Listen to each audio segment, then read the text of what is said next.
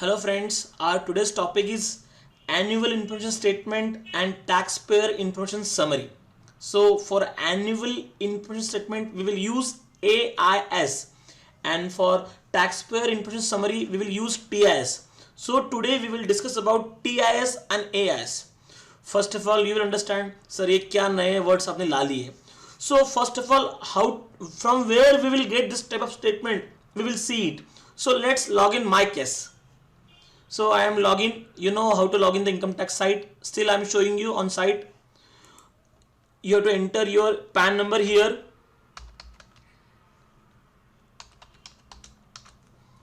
You have to enter your e-filing password.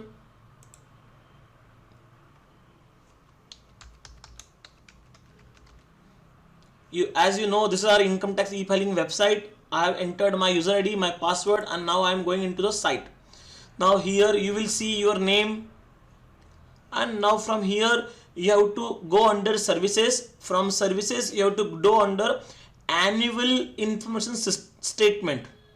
So this is a new tab has been updated in the income tax department website from second week of November. Friends, इस statement ने लोगों की नींद उड़ा दी है. Believe करना मैं जो वर्ड बोल रहा हूं आप लास्ट में बोलोगे यस, इसकी निस्नेस रियली नींद उड़ा दी है. इस तरह से आपको AIS दिखेगा. इसके अंदर you have to select AIS this tab. Under AIS there are two options this come. One is the summary and one is the statement. Tax payer information summary में you have to click on this way, download. In the same way here also you have to click on the download part. Don't click on this part, you have to click on the download part. Here you have to click on the PDF statement, this one. Now the both statement has been downloaded. First of all we will open the summary part. You have to enter the password. The password is your PAN number in the caps.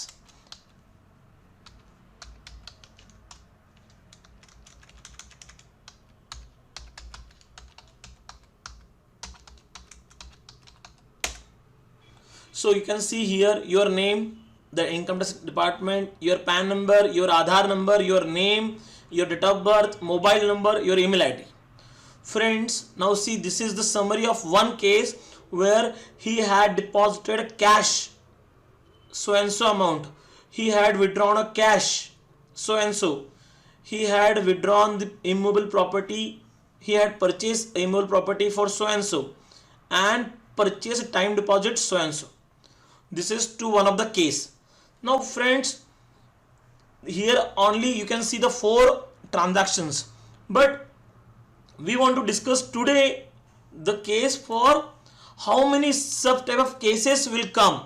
So I am going to discuss with what are the parameters are covering this AIS. Friends, in AIS you can discuss about all these things. This is the summary category we will discuss. First of all, if you are a salaried person, so you can see the salary part where you had worked in 1 employer, 2 employer, 3 employer. All the part of the salary will come under in AIS, annual information statement. However, earlier what happened, some of the employees were showing only one employer, they were not showing another employer, as they are discussing that कि sir ये 26 AS में नहीं आ रहा है. If you remember, the 26 AS will come normally if the employer deduct the TDS, then only will part of the 26 AS. But if the employer will not deduct the part, then it will not come under. But in AIS, अगर किसी ने आपको 100 rupees भी दिए, that will also part of the AIS. So salary, the first part. Second part, rent received. Now you will say कि यार rent received ये part कहां से कैप्चर होगा इनकम टैक्स डिपार्टमेंट को. फ्रेंड्स, अगर आपको याद होगा एज ए एम्प्लॉय, जब भी आप एम्प्लॉयर को पास अपना डिक्लेरेशन भरते हो, इनकम डिक्लेरेशन कि मैं इस साल में क्या क्या करने वाला हूं, उस टाइम पे आप आपका पैन नंबर देते हो आपके लैंडलॉर्ड का, और उसके बाद में आप शो करते हो कि मेरा इतना रेंट है, 8,000, 10,000, 15,000 रुपए, और you are submitting the declaration. Friends, employer need to give that declaration to income tax department. Now from that PAN number it is linked with this AIS. तो आपने अगर किसी को रेंट दिया है तो आपके घर मालिक माने आपके लैंडलॉर्ड के रिकॉर्ड में उसको कितना रेंट दिया है वो उधर दिख जाएगा। तो फ्रेंड मेरी सबको रिक्वेस्ट है, बहुत लोग क्या करते हैं, जब मैं देखता हूं, जब मैं डिस्कस करता हूं, they are showing something different rent. So now this thing will never possible, because now it is matching the records. जितना रेंट आपने आपके लैंडलॉर्ड को पे किया है उतना ही रेंट इधर दिखाइए, otherwise you will be in trouble in future. Number 3, dividend. Nowadays if you see the videos during this pandemic, lot of demand has been opened. So if you see that, if अगर आपको किसी ने dividend पे किया है कोई company ने, तो you have to offer a dividend. Earlier what happened, dividend was not deductible, TDS deductible नहीं होता था, तो it is not a part of the 26S. But now even if the TDS has not been deducted, 26 में आया नहीं है, but AIS में आ गया, you need to offer it. और अब ऑफर करना है बोलो तो आपको टैक्स देना है, वो भी इसमें आ गया। Number 4, interest from saving account. अगर आपको जितने भी आपके अकाउंट से, जितने भी, चाहे वो सिंगल हो या जॉइंटली हो, जिसमें आपका नाम है, वो सभी सेविंग अकाउंट के इंटरेस्ट इसमें आ चुके हैं। फ्रेंड्स आई थिंक आपने आपका ऑलरेडी डाउनलोड करना शुरू कर दिया होगा, जो मैं बता रहा हूं AIS और TIS। फ्रेंड्स देख के चौकन्ना मत हो जाना, इसमें आपको हर चीज डिपार्टमेंट जहां जहां आपने पैन दिया है वो सब चीजें इसमें आ चुकी है। Then the next part is interest from deposit, जहां पे आपने FD किया है, fixed deposit, that is all link with this. Earlier what happened, if they are deducting TDS then only the part of comes in 26S. Now even if the TDS has not been deducted but the bank had paid you interest, it is a part of this. Then interest from others means like bonds such of where you have received an interest, this is the part of this. Then interest on income tax refund, अगर आपको last year income tax का refund मिला है, उसमें कोई interest आया है, that will also part of this. अगर आपने रेंट किसी से लिया है, that is also part of this. Winning from lottery, puzzles, all this part. अगर आपने PF विड्रॉ किया वो भी यहाँ पे दिख जाएगा। अर्लियर क्या होता था, those who have withdrawn the PF which is not part of this, but यहाँ पे आपने PF विड्रॉ किया है, TDS डिडक्ट हो या ना हो, it is part of this annual information statement.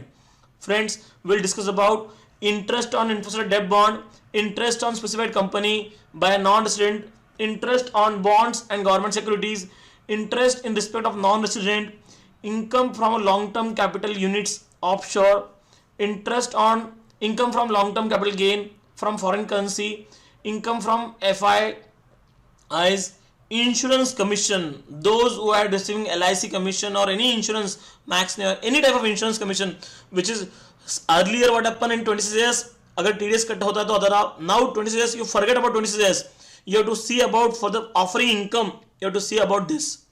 Then receipt of LIC, अगर LIC कोई मैच्योरिटी होता है तो वो भी इसमें आ जाएगा। Withdrawal of deposits, receipt of commission, income from investment of securitization of trust, income account of purchase of units, mutual fund, interest or dividend, payment to a non-resident, sale of land and building. This is a very important case friends. Here क्या होता है, हर साल normally कोई salaried class बोलो या कोई business class property purchase करते हैं, सेल करते हैं, बट इसमें ऑफर करना भूल जाते हैं। बट अब डिपार्टमेंट आपको याद दिला रहा है, अरे भाई साहब आपने आपकी ये प्रॉपर्टी बेची है, हमें ये डाटा रजिस्ट्री ऑफिस से मिला है, kindly check it.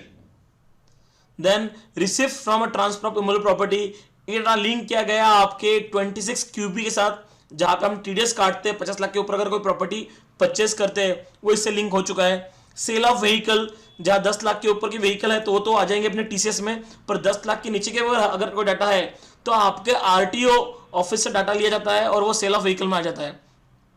Cell of securities, mutual funds, off market debit transaction, credit transactions, कोई बिजनेस रिसिप्ट्स है, कोई कंसल्टेंसी है या कोई कॉन्ट्रैक्चुअल रिसिप्ट्स है वो यहाँ पे आ जाएगा, कोई बिजनेस एक्सपेंसेस है वो यहाँ पे आ जाएगा, कोई रेंट पेमेंट किया है वो आ जाएगा।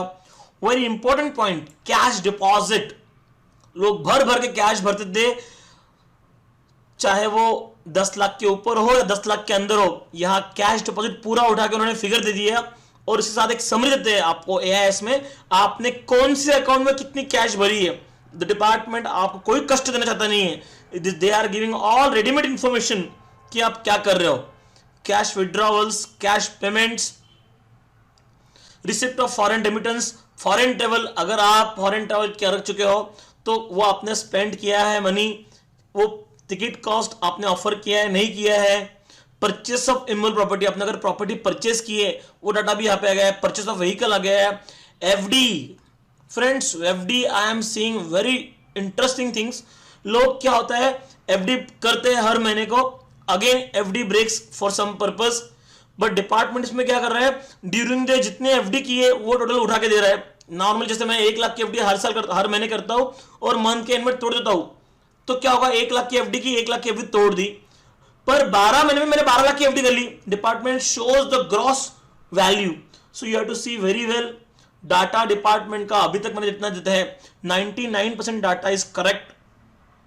Credit card, debit card conductions, you have to offer all these things. Balance in account, income distributed by business trust, income distributed by way of investment. So friend, this is the list, basically list of those कि these things you have to offer in your case.